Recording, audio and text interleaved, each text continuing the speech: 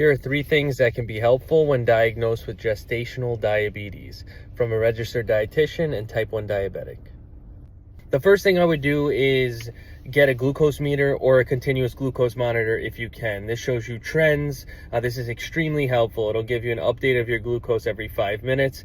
And the glucose monitor is more helpful because it can show you what type of insulin resistance you have. Let's just say you wake up with a normal fasting blood glucose, but maybe the issue going on is that your postprandial, aka post-meal, insulin levels and glucose levels are too high.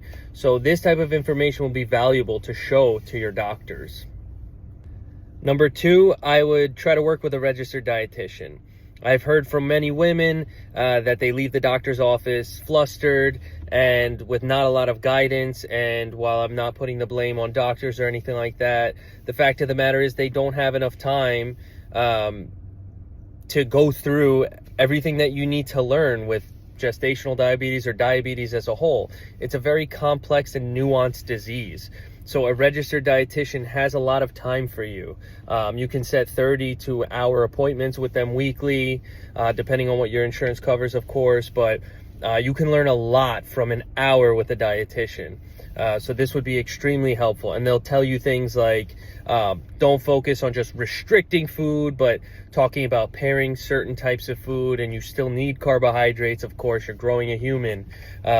So they can give you a lot of valuable information on what you can do to help with the insulin resistance. Number 3, I would move your body, whether that be just mild to moderate activity, even just post-meal walks. I've talked about it before.